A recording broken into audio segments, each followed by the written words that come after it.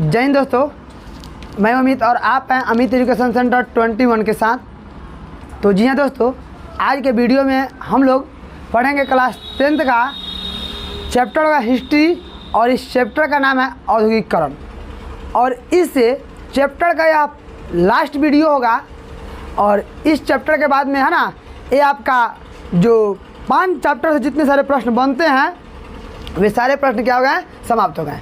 यही आपके PDF है और इस PDF को अगर आप सही से अगर स्टडी कर लेते हैं, रीडिंग कर लेते हैं ना, तो आप समझिए कि इस चैप्टर से जितने भी प्रश्न आने वाले हैं आपके वे प्रश्न नहीं छूट पाएंगे। यह सब है और सबको मैंने पार्ट बाई पार्ट करके है ना इस YouTube पर अपलोड कर दिया है। आप वहां से जा कर के सारे वीडियो को गहनता से देख करके इसका स्टडी कर सकते हैं। तो आज के वीडियो में दोस्तों हम लोग पढ़ेंगे, आज हम लोग है ना, आज के वीडियो में दोस्तों पढ़ेंगे भारत में औद्योगिकरण का प्रभाव। यानी जिस प्रकार इंग्लैंड में औद्योगिकरण हुआ तो उसका क्या प्रभाव पड़ा, ठीक उसी प्रकार से जब भारत में औद्योगिकरण हुआ तो इसका क्या प्रभाव पड़ा, इसके बारे में जानना है। बात समझ अलग ना रहे, जब भारत में औद्योगिकरण हुआ तो इसका क्या प्रभाव पड़ा, इसके बारे में जानना है। कई भी क्वेश्चन कहेगा कि भारत में औद्योगिकरण के प्रभाव को लिखें, तो इसका मतलब ये है कि भारत में जब कारखाना नहीं था तब भारत की स्थिति कैसी थी, और जब भारत में कारखाना हो गया, औद्योगिकरण हो गया, तब है ना भारत की स्थिति कैसी हुई। इतना ही सोचना है और सोचने के बाद में इस प्रश्न का जवाब देना शुरू कर देना है। इतना अगर आप सोच लेते हैं ना, तब आप कोई भी प्रश्न के इस प्रश्न के उत्तर याद करते हैं ना, तो आप लिख सकते हैं। तो इतना लिखने के लिए कुछ आपको आज इन चीज़ों को पढ़ना ज़रूरी होगा। अगर आज पढ़ लेते हैं ना, तो आपके आगामी एग्ज़ाम जो फरवरी में होने वाली वार्षिक एग्ज़ाम, उस दिन एक बार कॉपी देखेंगे तो आप इस प्रश्न का जवाब बेहिचक बिना रटे हुए आप जाकर लिख कर आ सकते हैं। कोई दिक्कत है? बात समझ में आ गई नहीं है? सबको क्या समझ में ना? चलिए तो शुरू करते हैं। भारत में औद्योगिकरण का प्रभाव, भारत में औद्योगिकरण के क्या प्रभाव हुए इसके बारे में। तो कहेंगे औद्योगिकरण का भारत पर व्यापक प्रभाव पड़ा। औद्योगिकरण का भारत पर क्या पड़ा? व्यापक प्रभाव पड़ा। जिस प्रकार औद्योगिकरण ने ब्रिटेन के श्रमिकों की आजीविका, वहाँ की आर्थिक, सामाजिक, सांस्कृतिक, राजनीतिक जीवन को प्रभावित किया, वैसे ही स्थिति भारत में हुई। मतलब जिस प्रकार इंग्लैंड में जब औद्योगिकरण हुआ ना, तो वहाँ के जो आर्थिक है ना, आर्थिक मतलब होता है पैसा वैसा, है ना, लोगों के पास कम पैसा था, बाद में ज़्यादा पैसा हो गया, है ना। सामाजिक, सांस्कृतिक, राजनीतिक जीवन में जिस प्रकार सुधार आया, ठीक उसी प्रकार भारत में भी वैसे ही हुआ। भारत में भी वैसे ही हुआ। यानी भारत के औद्योगिकरण को किससे जोड़ा है? इंग्लैंड से। किससे जोड़ा? इंग्लैंड से। यहाँ के आर्थिक और सामाजिक जीवन में महत्वपूर्ण परिवर्तन आया है। यहाँ के मतलब भारत के, यहाँ के मतलब भारत के, यानी भारत के आर्थिक यानी पैसा के बारे में, और सामाजिक जीवन, समाज में रह रहे वैसे व्यक्ति है ना जो मतलब आगे नहीं बढ़ सकते थे, वे भी आगे बढ़े। उनके बारे में बहुत अच्छा परिवर्तन हुआ उन लोगों के बारे में। मतलब समाज में जब भारत में औद्योगिकरण हुआ ना, तो समाज के हर मतलब वर्ग आगे बढ़ा, हर वर्ग क्या बढ़ा? आगे बढ़ा। और आगे बढ़ा तो इनका संभावना है कि रिजल्ट अच्छा होगा ना होगा। तो उसके लिए बहुत सारे परिवर्तन हैं। अब उस परिवर्तन को हमको एक एक करके पढ़ना है।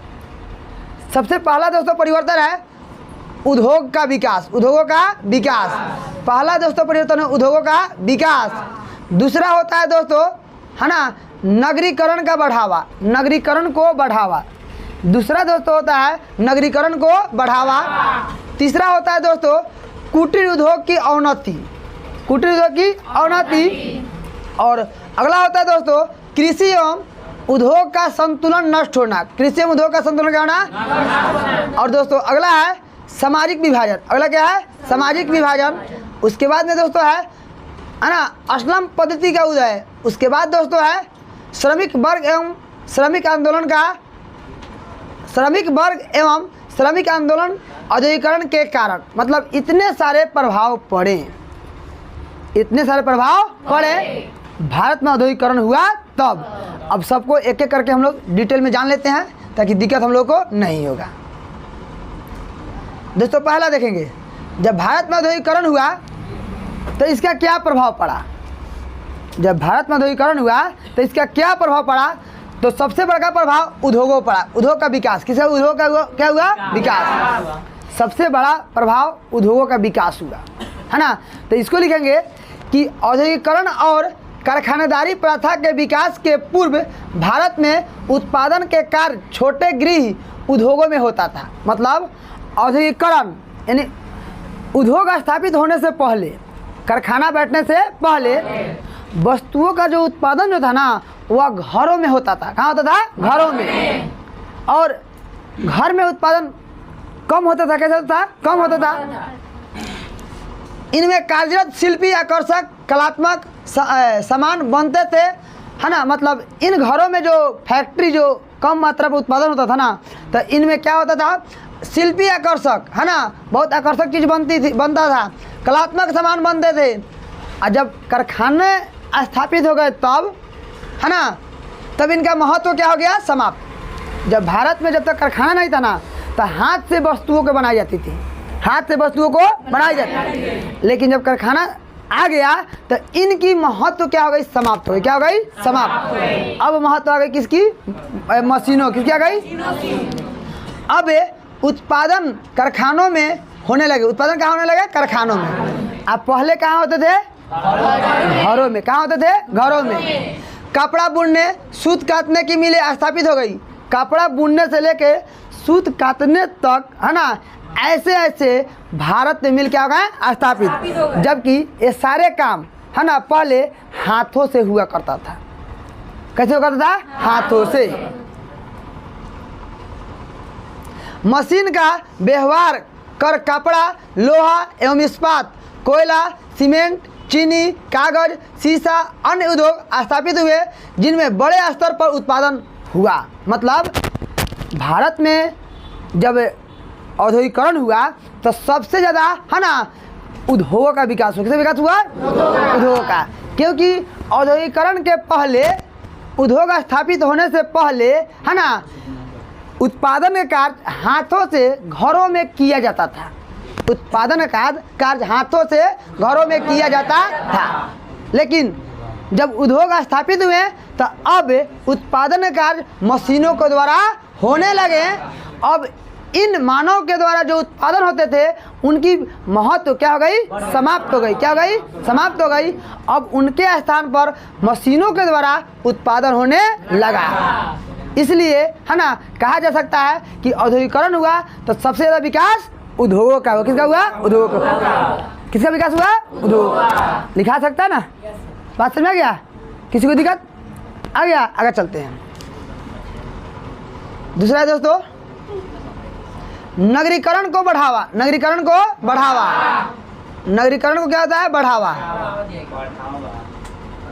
बढ़ावा, बढ़ावा का मतलब होता है कि नगरों की, है ना, जो स्वरूप था वह बदल गया। क्या हो गया, बदल गया। अब भाई बदलेगा भी क्यों नहीं। जब मान लीजिए कि जब जहाँ उद्योग स्थापित होंगे वहाँ पे सारी सुविधा मिलना तो तय है। अब मान लीजिए एक उद्योग कहीं स्थापित होते हैं ना, तो उस उद्योग को चलाने के लिए कोई अपना पान का दुकान खोल देगा, कोई किताब का दुकान खोल देगा। अब वह व्यक्ति भी सोचेगा भाई कारखाना में कोई आदमी काम करने आएगा तो उसको चाय चाहिए कि नहीं चाहिए, तो चाय का दुकान खोल देगा। अब वह व्यक्ति भी सोचने लगेगा भाई कारखाना में कोई काम करने आएगा तो किसी न किसी को तो भूख तो लगेगा, तो वो होटल खोल देगा, है ना। अब वह व्यक्ति भी सोचेगा भाई कारखाना में कोई काम करेगा तो उसका मोटरसाइकिल तो बिगड़ेगा, तो मोटरसाइकिल का गैरेज खोल देगा, है कि नहीं। फिर वह व्यक्ति भी सोचेगा भाई कारखाना में कोई काम करने आएगा, है ना, तो यहाँ से सामान खरीद कर अपने घर ले जाने के लिए कुछ ना कुछ चाहिए नहीं चाहिए, है ना। तो वो दुकान खोल देगा, किराना दुकान, कि भाई यहाँ सामान लेके जाओ।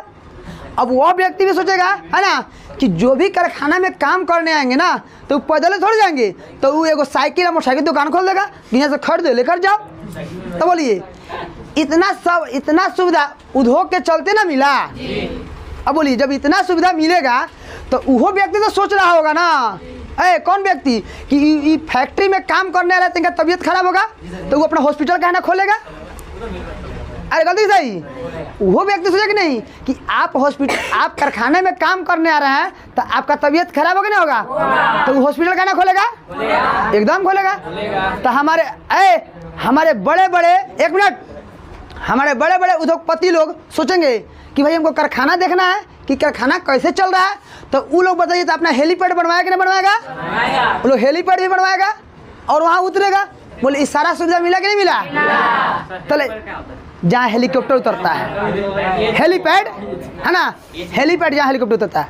अब बिजली वाला अलग तरफ तो रहेगा कि हमरा के नहीं क्या पूछा कि नहीं क्या है ना, तो वो भी कहेगा चलो हम सस्ता दे रहे हैं, तो बिजली भी फ्री मिला कि नहीं मिला? तो जहाँ पे सब सुविधा मिलने लगे है ना, जहाँ पे सारी सुविधा उपलब्ध हो जाए है ना, तो उससे तो शहरीकरण कहा जा सकता है। गलती की सही? जहाँ पे मान लीजिए आपको बुखार लगे तुरंत दवाई भी चला है, भूख पेट में लगा है खाना तुरंत चला है ना, 1 मिनट प्यास पेट में लगा है पानी तुरंत चला है, आपको कहीं जाना है और बस 1 मिनट पटना चलना है चढ़ कर चले गए। बोलिए किसी प्रकार की दिक्कत हुआ? तो ऐसे सुविधा कहाँ मिल सकता है नहीं बताएंगे थोड़ा? शहर में। एक बताइए कहाँ मिलेगा? शहर में। इस शहर बना कैसे? तो उद्योग के चलते बना। गलती सही? किसके चलते बना? उद्योग। तो बोलिए उद्योग जब भारत में स्थापित हुए हैं तो बोलिए नगरों का स्वरूप बदलेगा या नहीं बदलेगा? एकदम बदलेगा भाई। पैसा होगा तो हम अच्छा घर बनाएंगे, आलीशान घर बनाएंगे है ना, बाग में 3-4 को फैन लगाएंगे, फैन के एसी लगाएंगे, 1 मिनट एसी है ना, 1 मिनट ऐसा दरवाजे लगाएंगे जो दरवाजे आगे सामने खड़ा होने तो चिल्लाने लगेगा कौन है, इस प्रकार के व्यवस्था करेंगे ना। तो यह सारा सुविधा कहाँ मिलेगा? शहर में। शहर बना कैसे? तो उद्योग से। कैसे बना? उद्योग से। कैसे बना जी? उद्योग से। तो शहरों का बढ़ावा किससे मिला? उद्योग से। तो चलिए इसको कैसे लिखेंगे ध्यान से। तो नगरीकरण को बढ़ावा किससे मिला? तो उद्योग से। तो लिखिएगा औद्योगिकरण ने नगरीकरण को बढ़ावा दिया। बात गलत है कि सही है? औद्योगिकरण ने ना दिया। एगो उद्योग नहीं बैठता तो क्या यहाँ कोई दुकान लगाता? अगर हम लोग सब को चलेगा चौर मेरे चलेगा दुकान खोल दे कि खूब पान का दुकान चलेगा, वो पता लगेगा कि दुकान के खर्चों नहीं निकलेगा। अरे गलती सही? तो अब मान लीजिए आप लोग सेमरा जाते हैं, हाई स्कूल तेनुआ में पढ़ने जाते हैं, अब बड़का पुलवा पर ले के हम दुकान खोल दे, चाहे हम मुस्काने को दुकान खोल दे, चाहे उज्ज्वले को दुकान खोल दे, कहेगा खूब बिकाएगा। स्कूल है तेनुआ, आप यहाँ दुकान खोल देगा, कोनो फोटो से कराने आएगा? फ्रीओ में कौन नहीं कराने आएगा कि वहाँ कौन जगह इतना दूर? गलती की सही? तो बताइए अगर जहाँ मुस्कान या उज्ज्वल का दुकान है वहाँ छोट मोट के उद्योग खुल जाए, फैक्ट्री बैठ जाए, तो बोले इनका दुकान चलेगा कि नहीं चलेगा? तो धीरे धीरे सुविधा मिला कि नहीं मिला? और जब सुविधा मिला तो नगर बना। क्या बना? नगर बना। गलती सही?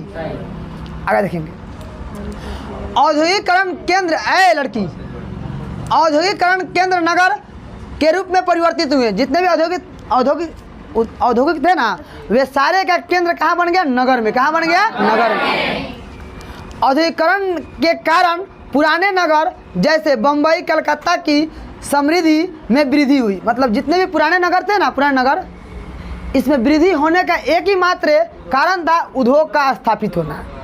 उद्योग का पहले तो ये नगर था ही, पहले तो नगर था ही, लेकिन जब उद्योग बैठना शुरू हुआ ना तो इसमें और ज़्यादा समृद्धि आ गई, और ज़्यादा बढ़ावा आ गया। कोई दिक्कत है? आगे देखते हैं। जैसे जमशेदपुर, बोकारो, ये सब क्या हो गए? समृद्ध नगर। कौन नगर बन गए? समृद्ध। मतलब भारत में कारखाना होने से क्या प्रभाव पड़े? तो ये भी एक प्रभाव पड़ा है। पड़ा कि नहीं पड़ा है? नगरीकरण का बढ़ावा मिला कि नहीं मिला? तो लिख सकते हैं कि नगरीकरण को बढ़ावा औद्योगिकरण के कारण हुआ है ना। इन नगरों को आगे बढ़ाने की भूमिका उद्योगों के रहे हैं। जैसे पुराने नगर बम्बई, उसके बाद बोलिएगा कलकत्ता, है ना, ये सब पुराने जो नगर थे ना ये वृद्धि किए, समृद्ध हो गए। तो इसके पीछे कारण था औद्योगिकरण होना। क्या होना? औद्योगिकरण होना। गलती सही? बात समझ में ना। आज मान लीजिए हमारे मोतिहारी जिला में किसी प्रकार का उद्योग नहीं ना है, किसी प्रकार का उद्योग नहीं है, लेकिन आज हमारे माननीय श्रीमान मुख्यमंत्री नीतीश कुमार है ना, अगर चाह देंगे ले अगर 2 फैक्ट्री मोतिहारी में खोल दें, फैक्ट्री 2 खोल दें, बड़ा बड़ा फैक्ट्री, तो दूर दूर से लोग आकर यहाँ काम करना शुरू कर देगा है ना। हम लोग भी मोतिहारी चल लेंगे, नज़दीके है का। अरे गलती सही, यानी जो हम लोग इलाज करने पटना दिल्ली पहुँचते हैं ना, तो वह हॉस्पिटल अब मोतिहारी में खुल जाएगा। गलती सही हो, जो व्यक्ति है ना पटना जाकर कमाता है वो क्या करना, हम अपने मोतिहारी में रहेंगे। कहाँ रहेंगे? मोतिहारी। अब बोलिए मोतिहारी उतना बड़ा नगर नहीं ना, अभी मोतिहारी जो है दोस्तों है ना, पटना के अपेक्षा छोटे ना शहर ना है, लेकिन अगर ऐसी व्यवस्था हो जाए, 2 उद्योग खुल जाए, तो क्या मोतिहारी पटना से ज़्यादा भागे ना भागेगा? सारा कोई हमारे जितने भी मंत्री लोग हैं सबको यहाँ पे आकर के ना अपना अपना क्या करेगा, आवास लेना शुरू कर देगा लोग। हम लोग भी लेना शुरू कर देंगे बगल में। तो बोलिए इतना बारे में हम सोचे, इतना बारे में सोचे कि शहर हो जाएगा, तो इस शहर बनेगा कथी से? तो आप लोग इसके बारे में है ना मतलब पॉजिटिव हैं कि कारखाना स्थापित किया जाए हैं? हाँ, तो आप लोग गुहार कीजिए मुख्यमंत्री नीतीश कुमार साहब है ना कि तुरंत उद्योग स्थापित करें, हमारा पूर्वी चंपारण और इससे बड़ा नगर बने। चलिए बहुत अच्छा। अगला दोस्तों है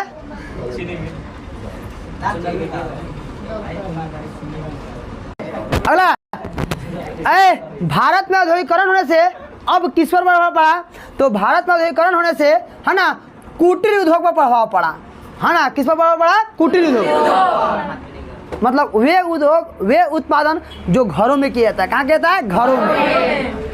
तो उस पर प्रभाव पड़ा। तो भाई इस पर प्रभाव पड़ना लाजमी है कि नहीं है? तो इस जितने भी सारे कुटीर उद्योग थे ना, वे सारे क्या हो गए? समाप्त हो गए, बंद हो गए। किनके आने से? भारत में औद्योगिकरण होने से। जितने भी लघु और कुटीर उद्योग थे ये क्या हो गए? बंद हो गए। अब बंद भी क्यों नहीं होगा? क्योंकि हम उत्पादन हाथ से करते हैं तो मेहनत ज़्यादा लगता है, और जब मेहनत ज़्यादा लगेगा तो भाई इसको बेचेंगे ज़्यादा दाम में, अरे बेचेंगे नहीं बेचेंगे तो ज़्यादा पैसा चाहिए हमको। लेकिन जो मशीनों से उत्पादन होता था तो ज़्यादा होता था और उसमें खर्च कम लगता था, तो भाई उस सस्ता बिकाएगा नहीं बिकाएगा? तो बोलिए किसका सामान बिकाएगा? आपका बिकाएगा या उद्योग का बिकाएगा? तो जब आपका सामान ना बिकाएगा तब बना के क्या कीजिएगा? तो बंद कीजिए ना कीजिएगा। तो ऐसे जितने भी कुटीर उद्योग थे ये सब क्या हो गए? बंद हो गए। क्या हो गए? बंद हो गए। जैसे मान लीजिए अभी एग्जाम्पल के तौर पर हम बताते हैं आपको है ना, अगर मान लीजिए इसमें से कोई व्यक्ति, कोई लड़का या लड़की की बात बताते हैं, ऐसे सुनिए, अगर अपने घर अगर आलू का उत्पादन करते हैं, आलू का उत्पादन, और आलू काट करके है ना उन्हें तो पतला पतला काट करके चिप्स बनाते हैं ना, अरे काट बनाते हैं ना, तो अगर मान लीजिए काट करके अगर आप बेचने लगे तो बोलिए इसे मेहनत लगेगा, तब मेहनत लगेगा तो उसके अनुसार पैसा मिलना चाहिए, मिलना चाहिए। तो आप अगर काटेंगे साफ़ सुथरा करेंगे है ना तो पैसा ज़्यादा लगेगा, बेचेंगे तो पैसा ज़्यादा चाहिए। लेकिन इसी को अगर बेचने के लिए उत्पादन करने के लिए कोई मशीन लगा दें, क्या लगा दें? मशीन लगा दें, तो बोलिए क्या होगा? ज़्यादा होगा ना होगा? अब एक और एग्जाम्पल समझेंगे ध्यान से। मान लीजिए थोड़ा देर के लिए अगर हमें गेहूं को जाता में पीसना हो, एक बात सुनिए, मान लीजिए मुस्कान कहे कि सर गेहूं पीसना तो नहीं आ जाइएगा, तो इनके हम घर गए जाता से गेहूं पीसने, एक बार सुनिए, आटा पीसने, सुनिए पहले, मान लीजिए पीसने चलेगा ना, अब मान लीजिए आटा गेहूं पीसने चल गए, ध्यान देंगे तो पीसेंगे ना, तो अब इन लोग क्या कहेगा कि सर गेहूं तो पीसा गया, अब ये काम कीजिए पैसा लीजिए। हम कहीं नहीं, हमारा मजदूरी है 150 रुपये, कितना हुआ? 150। तो इनको तो देना पड़ेगा, गलती की सही, लेकिन वही काम है ना ये ले जाकर कौन मिल में देती है पिसवाने के लिए, तो वहाँ पे क्या 150 रुपये लगेगा? सस्ते में हो जाएगा। तो क्या मेरा रोजगार चलेगा हो? तो मेरा रोजगार बंद नहीं हो जाएगा। तो ऐसे बहुत सारे उद्योग जो थे वे क्या हो गए? बंद हो गए। क्या हो गए? किसके आने से? मेरे आने से, उद्योग के आने से। ध्यान देंगे, कारखानों की स्थापना से परंपरागत लघु एवं कुटीर उद्योगों का पतन हो गया। पतन मतलब होता है कि समाप्त हो गया। क्या हो गया? समाप्त हो गया। इसका मुख्य कारण कारखानों में उत्पादित सामान सस्ते थे। अब देखिए जो व्यक्तिगत सामान उत्पादन किए जाते थे ना तो वो महंगे होते थे, और जो उद्योगों में उत्पादन किए जाते थे वो क्या होते थे, सस्ते। तो इन कारणों से जो हम वस्तुओं का उत्पादन करते थे वे क्या हो गए, वे क्या हो गए, नहीं बिकते थे, और नहीं बिका तो हमारा क्या हो गया, रोजगार क्या हो गया, बंद। क्या हो गया, बंद हो गया। जबकि कुटीर उद्योगों में उत्पादित सामान महंगे होते थे, यानी कारखानों में सामान सस्ते होते थे बिकने वाले, और कुटीर उद्योग क्या होते थे, महंगे होते थे। और बाजार में इनकी मांग घट गई। मांग क्या हो गई, घट गई। मतलब मांग का मतलब होता है कि लोग ने इसे बहुत कम लोग इसको लाइक करने लगा। बहुत कम लोग क्या करने लगा, लाइक करने। किसको कम लाइक करने लगा लोग, यानी जो लघु उद्योग और कुटीर उद्योग में जो वस्तु उत्पादित होती थी, इन वस्तुओं की मांग क्या हो गई, कम हो गई। इसीलिए इसको क्या कर दिया गया, बंद। क्या कर दिया गया, बंद। तो लिखा सकता है ना। तो भारत में कारखाने स्थापित होने से नहीं इस पर प्रभाव पड़ा है, अगर नहीं तो प्रभाव पड़ता, आज भी चलता। गलत कि सही, समझ में बात आ रहा है ना। अगला दोस्तों चलते हैं। अगला है कृषि एवं उद्योग का संतुलन नष्ट होना। कृषि एवं उद्योग का संतुलन क्या होना, नष्ट होना। मतलब इससे क्या होता है, जब है ना औद्योगिकरण हुआ तो भाई उसमें कच्चा माल तो चाहिए, है ना। तो इसका बैलेंस जो था ये गड़बड़ हो गया। क्या हो गया, गड़बड़। और गड़बड़ होने से जो भी कृषि और उद्योग में जो काम करते थे ना, जो कच्चा माल चाहिए, एक कच्चा माल नहीं मिलने के कारण से कृषि सारे लोग क्या हो गए, तंग। क्या हो गए, तंग। तो इसको ऐसे लिखेंगे, इंग्लैंड में परंपरागत उद्योग के स्थान कारखानों ने ले लिया। इंग्लैंड में परंपरागत उद्योग के स्थान कौन ले लिया, कारखाना। परंपरागत का मतलब होता है ना, जो पुराने समय से है ना उत्पादित होने वाली जो क्रिया हो रही है, उसी क्रिया को परंपरागत क्या कहते हैं, परंपरा। तो जब इंग्लैंड में औद्योगिकरण हुआ तो जो परंपरागत जो क्रियाकलाप था उत्पादित होने वाला, वे क्या हो गए, समाप्त हो गए। क्या हो गए, समाप्त हो गए। लेकिन भारत में वैकल्पिक उद्योग का विकास नहीं हो सका, अतः कुटीर उद्योग में संलग्न कारीगर शिल्पी अपने व्यवसाय छोड़कर खेती में लग गए। जिनके पास अपनी जमीन नहीं थी वे खेतिहर मजदूर बन गए। बहुत बाद में वे कारखानों और मिलों के काम करने लगे। इस प्रकार से कृषि और उद्योग में संतुलन क्या हो गया, नष्ट हो गया। मतलब बहुत लोग ऐसे थे है ना कि क्या किए कि अपने हाथ से काम करते थे, तो इसको छोड़ करके कृषि करने लगे। अब बहुत लोग कृषि कार्य छोड़ के है ना कहाँ चले गए, उद्योग में चले गए। तो इससे इन लोगों का संतुलन क्या हो गया, बिगड़ गया। क्या हो गया, बिगड़ गया। और यह है ना कारखाने आने से प्रभाव पड़ा। किसके आने से, कारखाने आने। समझ गया। अगला देखते हैं दोस्तों, सामाजिक विभाजन। क्या जानते हैं। अब देखिए ये क्या होता है, ये क्या होता है, सामाजिक विभाजन। समाज में विभाजन होने लगा। तो ये भी क्यों नहीं होगा भाई।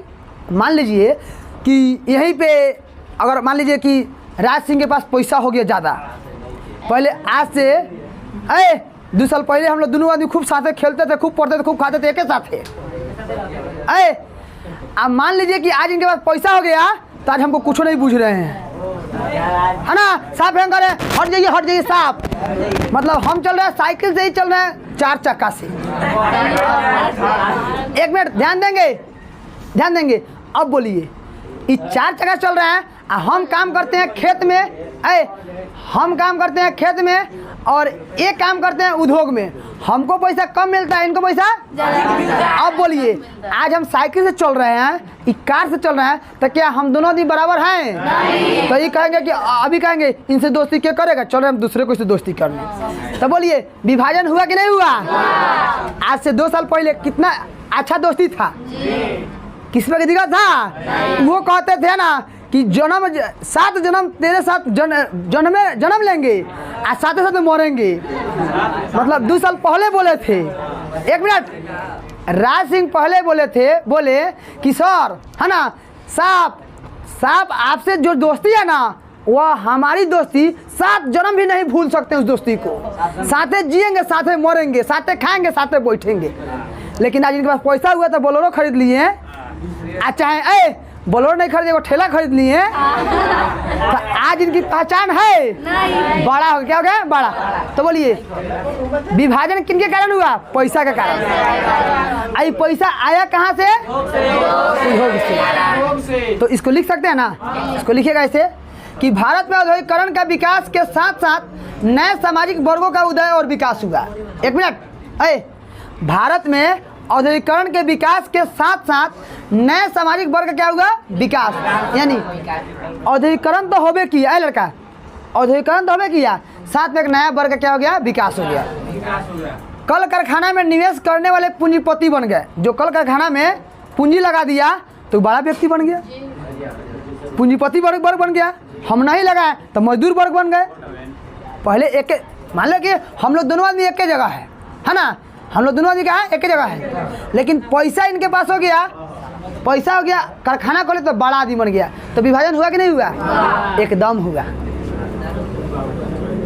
ध्यान देंगे, कोई नहीं बोलेगा।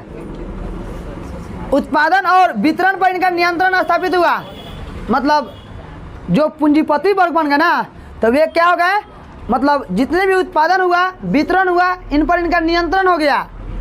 और दूसरा वर्ग कारखाना में कार्यरत श्रमिक का था। दूसरा वर्ग किसका था?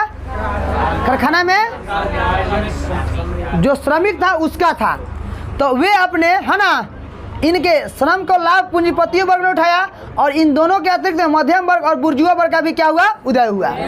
मतलब इन दोनों के बीच में, यानी पूंजीपतियों और श्रमिकों के वर्ग में, है ना, किसका उदय हुआ? तो मध्यम वर्ग। किसका उदय हुआ? है ना, बुर्जुआ वर्ग का उदय हुआ। तो वे वैसे हुए, ना उनके पास ज़्यादा पैसा था और ना ज़्यादा गरीब थे, यानी बीच वाले थे। कहते थे बीच वाले। बुर्जुआ वर्ग का मतलब होता है कि ना उनके पास ज़्यादा पैसा होगा ना ज़्यादा गरीब होंगे, यानी बीच वाले को मध्यम वर्ग क्या कहा गया? तो बोलिए ऐसा हमको प्रक्रिया देखने के लिए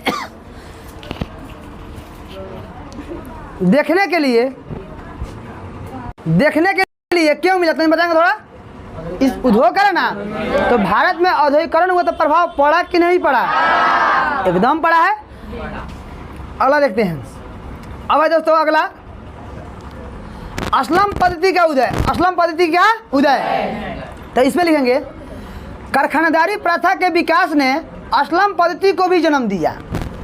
शहरों में स्थित कारखानों में काम करने के लिए श्रमिक गांव छोड़कर शहर में आकर बसने लगे और वहां उनके आवास की समुचित व्यवस्था नहीं थी। उन्हें छोटे अस्वस्थकार अस्थायी निवासों में रहना पड़ा। जैसे बम्बई चौल कारखाने में इर्द गिर्द मजदूरों ने गंदगी बस्तियों में बस गई, है ना, इसी को असलम पद्धति क्या कहा गया? असलम पद्धति। मतलब जब कारखानादारी का विकास हुआ ना, तो यहाँ से बहुत लोग ऐसे आए जो सोचे कि हमको मतलब रोजगार मिलेगा, तो वे लोग भी जाकर वहाँ बस गए। और वे बसने के लिए उनके पास कोई पर्याप्त न संपत्ति था, न जमीन था, न किसी प्रकार का घर और था। तो वे लोग जाकर गंदगियों में बस गए। कहाँ बस गए? गंदगियों में।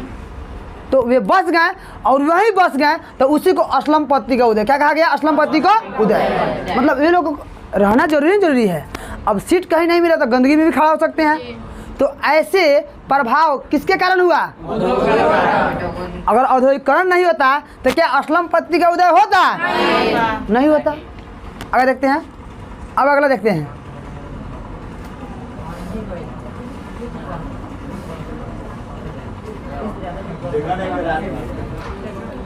अगला दोस्तों, श्रमिक वर्ग एवं श्रमिक आंदोलन का औद्योगिकरण के कारण। इन औद्योगिकरण होने से श्रमिक वर्ग ने आंदोलन करने की नीति बना लिया। श्रमिक आंदोलन करने की नीति बना लिया। तो श्रमिक आंदोलन इसलिए ना करेगा। श्रमिक आंदोलन का कारण क्या हो सकता है? यही कारण हो सकता है कि हमको सैलरी ठीक ठाक मिले, सुविधा सब कुछ मिले, काम कम कराए।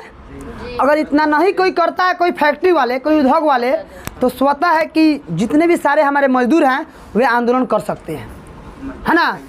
तो बोलिए मजदूरों को आंदोलन करने की नौबत क्यों आई?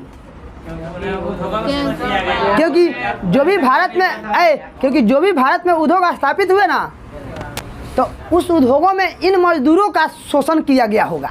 गलती सही?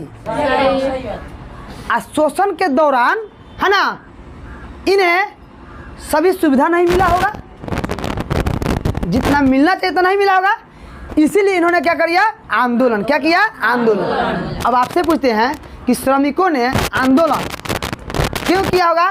तो औद्योगिकरण के कारण। औद्योगिकरण में जो जो मजदूरों को शर्त मिलना चाहिए, सुविधा मिलना चाहिए, नहीं मिला होगा, इसलिए किया होगा ना। तो चलिए इसमें क्या हुआ इसके बारे में जानते हैं।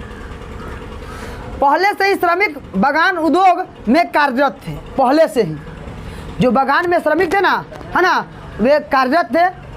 परंतु कारखाने की स्थापना से मिल मजदूरों का बड़ा वर्ग अस्तित्व में आ गया और कारखानों की स्थिति दयनीय थी। कारखानों में स्थिति क्या थी? दयनीय। यानी जो भी व्यक्ति कारखानों में काम करने हैं ना, जो भी मजदूर, उनकी स्थिति कैसी थी? दयनीय थी। मिल मालिक इनका शोषण करते थे। मिल मालिक इनका शोषण करते थे और न्यूनतम मजदूरी देते थे। न्यूनतम का मतलब होता है बहुत कम, है ना। काम के घंटे अधिक थे, यानी काम अधिक देर कराते थे। यानी जो मिल मालिक को 8 घंटा कराना चाहिए काम, तो वे 12 घंटा चाहे 10 घंटा काम कराते थे, है ना। उन्हें न्यूनतम मजदूरी से भी कम मजदूरी दी जाती थी। अपनी मांग की पूर्ति के लिए श्रमिकों ने आंदोलन और हड़ताल का सहारा लिया। मतलब इस सारे मजदूरों का दुख है कि नहीं? देखा है, श्रमिकों का दुख है कि नहीं है? मतलब जितना मजदूर को, श्रमिक को जितना मजदूरी चाहिए उससे भी कम मजदूरी दिया जाता था। जितना काम करना चाहिए उससे ज़्यादा काम करवाया जाता था। जो सुविधा मिलना चाहिए वह सुविधा नहीं मिल रहा था। इसीलिए सारे श्रमिक मिल करके संगठित हुए और आंदोलन करने के लिए सोचे, ताकि हम आंदोलन करके इन मिल मालिकों से अपील करके अपनी मांग को पूरा कर सके। तो चलिए देखते हैं आगे।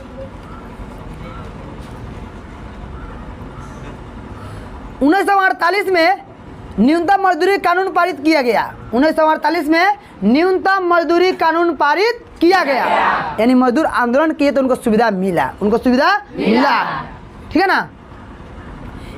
इसके अनुसार मजदूरों को न्यूनतम मजदूरी देने का आवश्यक बना दिया गया। मतलब 1948 में, है ना, 1948 में जो कानून बना न्यूनतम मजदूरी देने का, तो उस कानून के जरिए मजदूरों को, है ना, जितना मजदूरी देना चाहिए उसके लिए आवश्यक क्या बना दिया गया? आवश्यक कि आपको देना होगा। तो यह कानून कौन बनाया? सरकार। कौन बनाया? सरकार। किसके कहने पर? तो मजदूरों के आंदोलन करने पर। पंचवर्षीय योजना में श्रमिकों को उनको दी जाने वाली मजदूरी को स्थान दिया गया। द्वितीय पंचवर्षीय योजना में स्पष्ट किया गया कि श्रमिकों को इतनी मजदूरी अवश्य मिलनी चाहिए जिससे कि अपना गुजारा कर सके। मतलब एक मिनट, प्रथम पंचवर्षीय योजना में सरकार ने यह पास कर दिया कि आपको, है ना, हर हाल में न्यूनतम मजदूरी देना होगा, हर हाल न्यूनतम मजदूरी देना होगा। और द्वितीय पंचवर्षीय योजना में यह स्पष्ट कह दिया गया कि आपको, है ना, उन मजदूरों को उतना मजदूरी देना होगा जितना में उनका गुजारा हो सके, जितना में गुजारा हो सके। यह बात किस पंचवर्षीय योजना में कही गई? तो दूसरे पंचवर्षीय योजना में कही गई। तीसरी पंचवर्षीय योजना में मजदूरी बोर्ड की स्थापना की गई। अब देखिए, तीसरी पंचवर्षीय योजना में मजदूरी बोर्ड की स्थापना कर दी गई। बोर्ड का मतलब ये होता है कि किसी प्रकार कोई अगर फैक्ट्री वाले अगर उचित मजदूरी नहीं दे रहे हैं तो आप वहां जाकर अपील कर सकते हैं। तो ऐसी व्यवस्था की गई। किस पंचवर्षीय योजना में की गई? तीसरी। किसमें की गई? तीसरी। और दूसरी में यह बताई गई कि आपको मजदूरों को उतना मजदूरी देना चाहिए जितना कि उसका जीवन निर्वाह हो सके। समझ रहा है? क्लियर है? श्रमिकों को बोनस देने का सुझाव बोनस आयोग स्थापित किए गए। ये बताइए, ये जितना भी उद्योगपति वाले के इतना मतलब मांग को देने का अधिकार दिया गया, ये सारे के सारे आंदोलन करने से न हुआ, आखिर बिना आंदोलन के हुआ। 1962 में श्रम आयोग की स्थापना की गई। 1962 में श्रम आयोग की क्या कर गई स्थापना। यानी इसके जरिए आप किसी को भी, है ना, अगर मजदूरी कराते हैं अपने उद्योग में तो आपको न्यूनतम मजदूरी देना होगा जितना कि उससे काम चल जाए। तो ये सारे के सारे कहाँ से भी प्राप्त हुए? आंदोलन करने से। आंदोलन क्यों हुआ? तो कारखाने के स्थापित होने से। तो बोलिए प्रभाव पड़ा कि नहीं पड़ा? लिखा सकता है ना? बोलिए इतना पढ़ने से आपको कुछ यहाँ से प्राप्त हुआ कि नहीं हुआ? हुआ ना कि भारत में औद्योगिकरण होने के प्रभाव क्या पड़े? क्वेश्चन ऐसे आएगा कि भारत में औद्योगिकरण क्या है ना प्रभाव को लिखें, चाहे कहेगा निम्न कारणों को लिखे, तो आप ये सब लिखिएगा। जब इंग्लैंड में कहेगा औद्योगिकरण के प्रभाव को लिखे तो जो इंग्लैंड में प्रभाव हुए हैं उसको लिखेंगे। कोई दिक्कत नहीं ना है? जल्दी बोलेंगे दोस्तों, कोई दिक्कत नहीं ना है?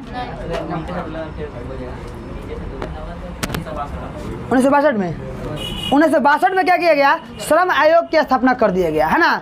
श्रम आयोग मतलब होता है कि उसके लिए एक बोर्ड बना दी गई ताकि यहाँ पे किसी प्रकार मजदूर को दिक्कत हो तो यहाँ कर अपील कर सकते हैं। आप कहीं स्कूल में जाते हैं तो कोई दिक्कत होता है तो जाकर ऑफिस में अपील करते हैं, उस प्रकार वहाँ भी है। अब चलिए अगला दोस्तों आते हैं, लघु उद्योग और कुटीर उद्योग में अंतर क्या है? किसको लघु उद्योग कहेंगे, किसको कुटीर उद्योग कहेंगे? पूछ भी देता है कभी कभी। क्या?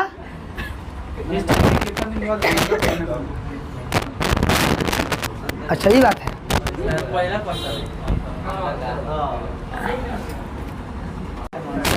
ध्यान देंगे, लघु उद्योग और कुटीर उद्योग में अंतर क्या है? किसको कहेंगे लघु उद्योग और किसको कहेंगे कुटीर उद्योग, है ना। चलिए एक मिनट, तो कुटीर और लघु उद्योग में अंतर क्या है तो इसको लिखिएगा, है ना, कि इसमें मतलब कुटीर उद्योग मतलब कुटीर उद्योग, इसमें अधिकांश स्वयं या परिवार के सदस्य की सहायता से कार्य किए जाते हैं।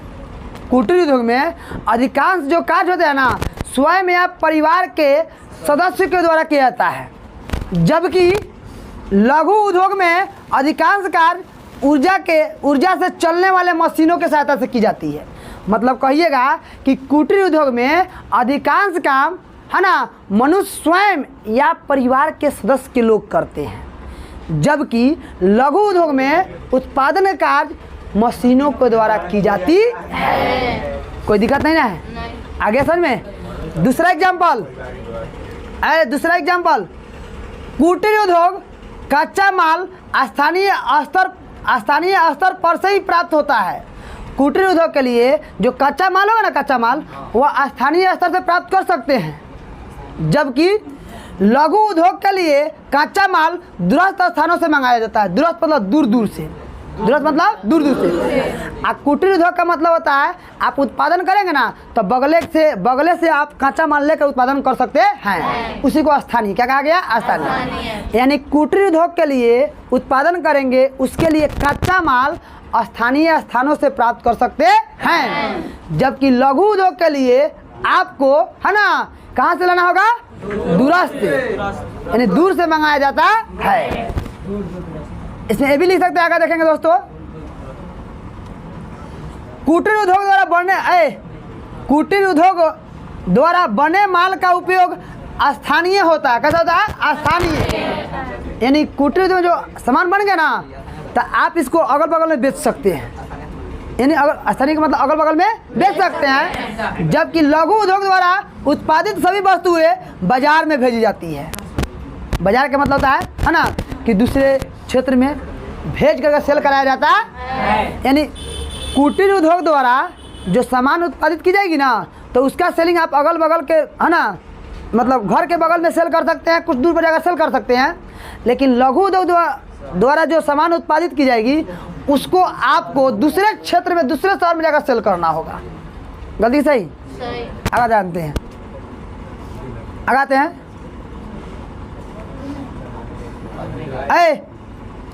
कुटीर उद्योग द्वारा किया गया उत्पादित सामान स्थानीय बाजार में ही बेचा जाता है। कुटीर उद्योग द्वारा किया गया उत्पादित सामान स्थानीय बाजार में ही बेचा जाता है, जैसे झाड़ू, चटाई, बांस से बने सामान, ये सब कुटीर उद्योग है। कौन उद्योग है? कुटीर उद्योग। तो इसको अगल बगल बेच सकते हैं। जबकि लघु उद्योग द्वारा उत्पादित सामान दूर स्थित बाजारों में बेचा जाता है। कहाँ बेचा जाता है? इसके लिए जैसे उदाहरण हो जाएंगे तेल निकालने वाला कारखाना है ना, शक्कर उद्योग, सीमेंट उद्योग, चीनी उद्योग, ये सारे के सारे क्या हो जाएंगे? चीनी उद्योग नहीं इसमें नहीं आएगा। ये सारे के सारे क्या हो जाएंगे है ना, ये लघु उद्योग। क्या हो जाएंगे? लघु उद्योग। और इसको दूर क्षेत्र में जाकर बेचना होगा। पूछा जाएगा कि कुटीर उद्योग और लघु उद्योग में अंतर क्या है, लिखा जाएगा ना। लघु मतलब छोटा, उद्योग मतलब फैक्ट्री, उद्योग मतलब फैक्ट्री। आगे समझ में ना। तो उम्मीद करते हैं कि आपको सारी बातें समझ में आ गई होगी। आज 5 चैप्टर का समाप्त होता है ना। कल से हम 6 चैप्टर का चालू करेंगे।